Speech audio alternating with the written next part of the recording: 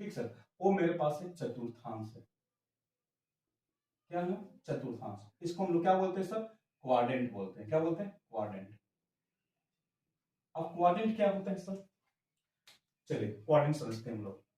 ये मेरे पास क्या है? सर्कल। अब सर्कल पे हम क्या करते हैं सर? दो गो यहाँ पे लाइन खींचते हैं, इधर से इधर एक लाइन खींचते हैं। अब देखिए यहाँ पे क्या हो रहा है सर? जब आप ब्रिज पे दो लाइन खींचे परपेंडिकुलर, तो वहां पे क्या हो रहा है सर? आपके पास दोनों लाइन के बीचों बीच में एक 90 डिग्री का निर्माण हो रहा है कोण। और ये भी क्या है सर? एक तरह का आपके पास ये क्या है सर? यहां से यहां तक देखिए तो एक त्रिज्या खंड बन रहा है सर। ठीक सर, उसके बाद यहां से यहां देखिए एक और त्रिज्या खंड, और इधर भी एक त्रिज्या खंड बन रहा है। मतलब आपके पास एक, दो, तीन, चार। तो मेरे पास जब दो हम लोग वर्टिकल और एक हॉरिजॉन्टल लाइन खींचते हैं, तो उस ब्रिज के चार टुकड़े होते हैं, और उसी चार टुकड़ों में से एक जो टुकड़ा होता है उस चीज को हम लोग क्या बोलते हैं सर? चतुर्थांश बोलते हैं। और चतुर्थांश इसलिए बोलते हैं क्योंकि उस जो टुकड़े का त्रिज्याखंड का जो है कोण है वो कितना डिग्री का होता है सर? 90 डिग्री का होता है। तो जब किसी भी ब्रिज पे दो, एक हॉरिजॉन्टल लाइन, एक वर्टिकल लाइन, एक ऊर्ध्वाधर रेखा और एक क्षैतिज रेखा खींचते हैं, तो ब्रिज के चार टुकड़े होते हैं, और ब्रिज के उसी चार टुकड़ों में से एक टुकड़े का हिस्सा को हम लोग क्या बोलते हैं सर? चतुर्थांश। और उसका जो कोण होता है उसको हम लोग क्या बोलते हैं सर? चतुर्थांश। तो मतलब आपके पास क्या होता है? चतुर्थांश भी त्रिज्याखंड होता है, लेकिन लेकिन लेकिन जिसका कोण एग्जैक्टली 90 डिग्री होता है। मतलब ब्रिज पे दो रेखा के डालने की वजह से चार टुकड़े होते हैं, और उन टुकड़ों में से प्रत्येक को हम लोग क्या बोलते हैं सर? त्रिज्याखंड।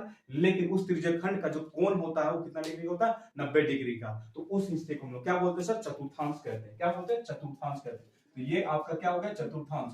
ड्यू टू किसके वजह से सर? कि थीटा का वैल्यू कितना आ गया सर? 90 डिग्री आ गया। ठीक सर। तो चतुर्थांश का क्षेत्रफल का फॉर्मूला क्या होता है? चतुर्थांश का क्षेत्रफल का फॉर्मूला थीटा बाई 360, वही वाला फॉर्मूला यूज करना है। लेकिन अब देखिए कि कैसे 1/4, मैं डायरेक्ट आपको लिख देता हूं, उसके बाद उसका डेरिवेशन करके दिखाता हूं।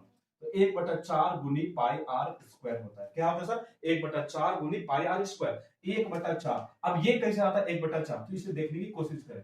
वही फॉर्मूला त्रिज्याखंड का, क्योंकि मैंने आपको बताया कि चतुर्थांश भी एक क्या होता है सर? त्रिज्याखंड होता है। वही चीज यूज करते, थीटा बाय 360 गुनी गुनी पाई आर स्क्वायर। तो थीटा मेरे पास कितना है सर? 90 डिग्री, और नीचे कितना सर? 360। जीरो से जीरो कैंसिल, 9 चौके 36 गुना पाई आर स्क्वायर। फाइनली मेरे पास फॉर्मूला क्या बन के आ जाता है सर? 1 गुनी पाई आर स्क्वायर, या इसी को हम लोग क्या लिख सकते हैं? पाई आर स्क्वायर बाय 4 लिख सकते हैं। कि मतलब ये 1/4 पाई आर स्क्वायर कैसे आया कि सर मेरा यहाँ पे ऐसा त्रिज्याखंड जिसका कोण कितना डिग्री है? 90 डिग्री है। तो उसको जब हम पुट आउट करते हैं तो मेरे पास कट के क्या आ जाता है सर? 1/4 पाई आर स्क्वायर आ जाता है। तो इस तरीके से ये फॉर्मूला का निर्माण होता है सर। तो आपसे अगर कभी पूछा जाए क्वेश्चन में कि बताइए चतुर्थांश क्या त्रिज्याखंड का एक प्रकार है, तो आपको कहना है यस सर, ये त्रिज्याखंड मतलब चतुर्थांश त्रिज्याखंड का एक प्रकार है। और वो कैसे है? क्यों? क्योंकि उस त्रिज्याखंड का जो कोण का निर्माण होता है वो 90 डिग्री होता है। अब मैं इसे आपको ट्रिकी तरीका से याद रखने के फॉर्मूला को बताता हूं। ठीक सर, देखिए आप यहाँ पे चतुर्थांश का फॉर्मूला कैसे बनेगा सर? चतुर्थांश का फॉर्मूला कैसे? आप देखिए 1 2 3 4, ये क्या है सर? एक हिस्से को हम लोग चतुर्थांश बोलते हैं। तो ये आपका first quadrant, second quadrant, third quadrant, fourth quadrant. तो क्या होता है सर? टोटल मेरे पास कितना टुकड़ा है सर? 4 टुकड़ा है। उसमें से किसी एक टुकड़ा को लेंगे तो 1/4, मतलब आपके पास चार चार मतलब 4 नंबर है, उसमें से एक टुकड़ा आ गया। तो चौथे मतलब चारों हिस्से में से एक हिस्से को क्या बोलेंगे? चतुर्थांश। और किसके अंदर पे बन रहा सर?